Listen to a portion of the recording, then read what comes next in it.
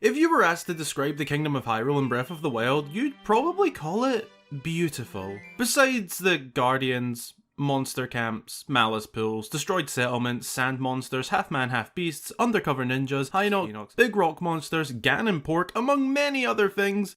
But besides that, you'd probably call it beautiful. The scenes are terrific, the beautiful sunrises, stunning sunshine of the day, and the elegant night sky. This world feels so unreal because of how relaxing, peaceful, and just amazing it is, which was even the inspiration behind my second channel. But the truth is, whilst being a stunning landscape, it's actually a land of death.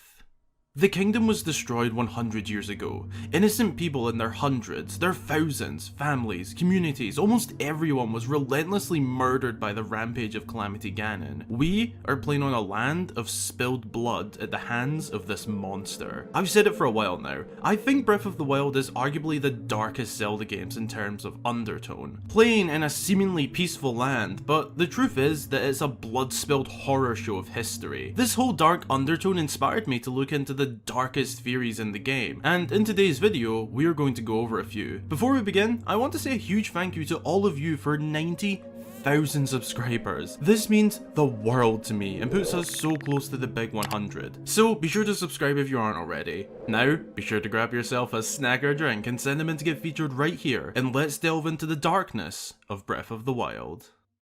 All across this battered and bruised kingdom, we can find various statues which serve the purpose of Korok seed puzzles, typically involving something like an apple or other consumables. Link must fill the little plate that is missing a piece of fruit or whatever. If filled, a Korok will reveal themselves and give the hero a seed. These are obviously just little puzzles to fill out throughout the game, but they may actually hold a dark secret. You see, these little statues are actually based on Japanese Jizo statues. Whilst cute, adorable creations, what they represent and do is much deeper. Jizo statues, also known as Womb of the Earth, are made in the image of Jizo Bosatsu, the guardian deity of children and travelers. They are made out of stone and said to have spiritual power for protection and longevity. But they also have another believed purpose. It is said that these statues are also to protect the spirits of children who have passed away.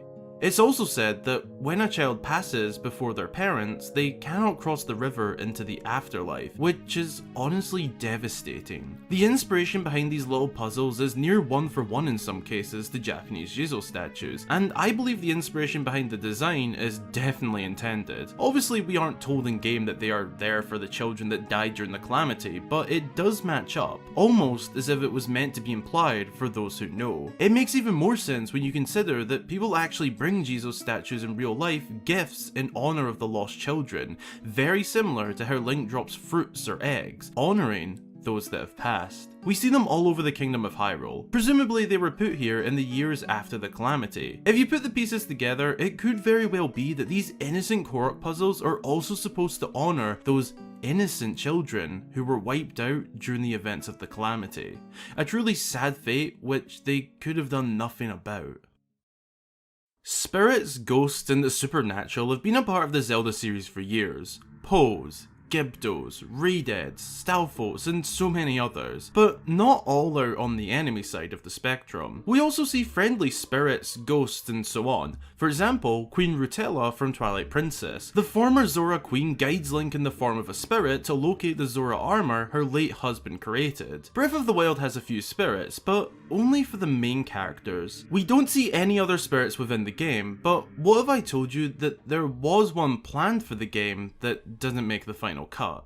In Kakariko Village, we meet a family consisting of Coco, Kotla, and their father, Dorian, but no mother. However, their mother was planned to be in the game. You see, Dorian is a former member of the Yiga clan, the followers of Ganon, seekers of Link's death, and the betrayal of the Sheikah. However, upon meeting his wife, he changed his ways and joined back the Sheikah. They had two children, Coco and Kotla, but in retaliation to Dorian's betrayal to the Yiga, they killed his wife.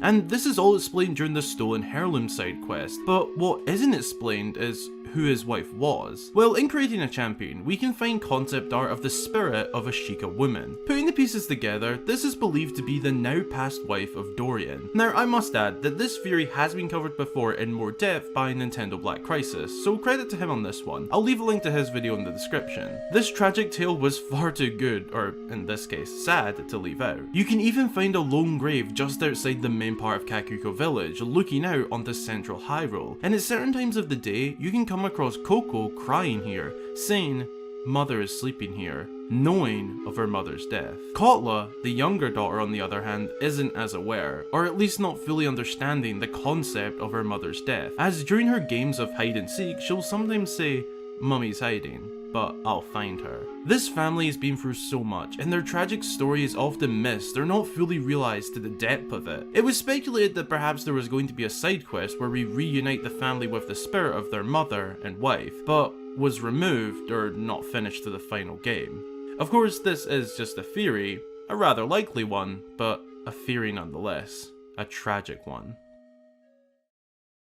The ruins across Hyrule show us just how powerful and unstoppable Calamity Ganon was, especially within central Hyrule. This was once the most populated region of the kingdom, and that's not just speculation. It is even confirmed in creating a champion, as it shows us the before and after of the population density. The developers got creative with some of these ruins, using the names of locations in past games to create cool little nods and references, with some such as Mabe Village being just a reference, as ultimately that village existed in a dream island, but others, such as the Ranch ruins, appear too identical to be just a reference, with many fans saying that these ruins are that of the Lon Lon Ranch from Ocarina of Time. Regardless of where you sit on the fence of if it's a reference or genuine ruins doesn't matter for this theory, but one of you amazing viewers' comments by the name of Ronya said, "If you go to the Lon Lon Ranch ruins at night, you'll see a single stall bokoblin riding a stall horse. I'm pretty sure this should resemble Ingo, who's still trying to win the race in the afterlife." So I went to investigate.